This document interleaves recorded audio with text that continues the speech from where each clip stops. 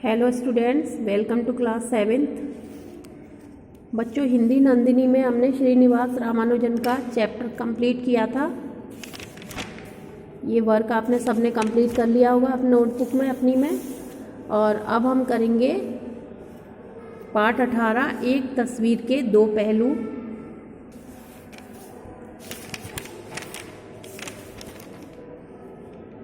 ये कन्हैया लाल मिश्र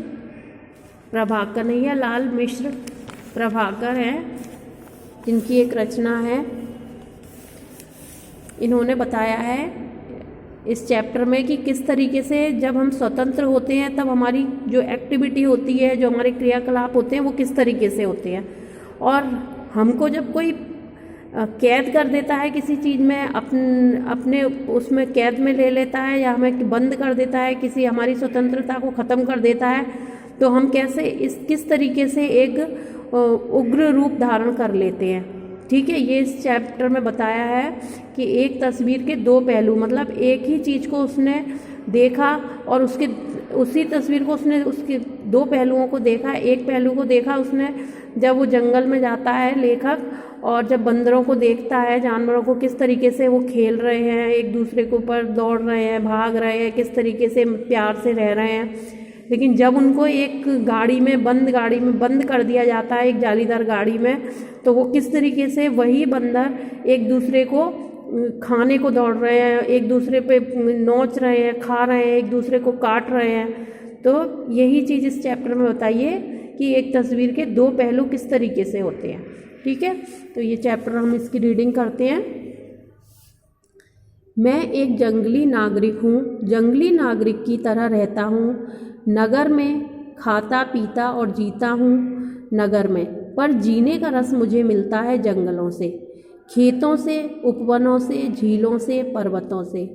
जंगल में बैठकर प्रकृति के साथ मिलकर बातें करना, हंसना, खेलना मेरे जीवन का एक खास शौक है।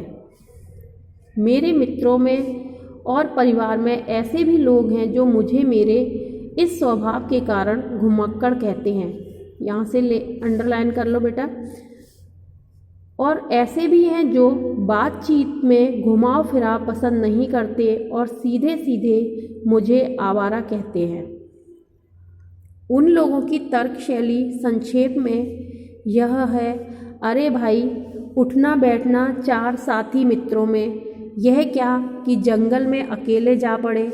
उन्हें समझाने को कभी मैं कहता हूँ कि भाई, जंगल में जाकर भी जो अपने को अकेला महसूस करे, उससे अधिक अभागा कौन होगा। तो वे इस तरह हंसते हैं कि जैसे कोई एकदम पागलपन की बात कह दी हो। तो जंगलों में घूमना, या यूं कहूँ कि नित्य नए जंगलों में घूमना मेरा स्वभाव है। उस दिन घूमने निकला तो जा निकला बंदरों के बाग में, यहाँ सैकड़ों बंदर रहते हैं। वे क्या खाकर जीवन यापन कर रहे हैं मैं नहीं जानता, पर हाँ, मंगल के दिन नगर के 2-4 पुराने विचारों के सज्जन यहाँ आते हैं और इन्हें हनुमान का रूप समझ चने और गुड़ अवश्य खिला जाते हैं। पता नहीं उन्हें उससे लोक परलोक में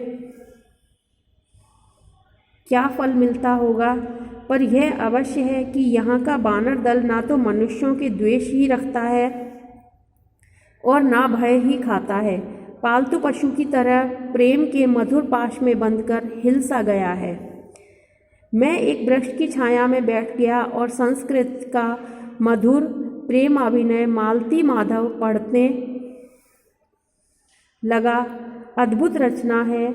मालती की आतुरता, माधव का उत्कट अनुराग, मकरंद की प्रेमपूर्ण चातुरी पाठक को कोलाहलपूर्ण विश्व से उठाकर प्रेम के उल्लासमय विश्व में पहुंचा देती है। पढ़ते पढ़ते मैं झूम उठा, खोसा गया और एक ही प्रकरण को बार बार पढ़ने लगा। देह शिथिल हो गई, आँखों में नशा सा छा गया। यह दुनिया ही निराली है।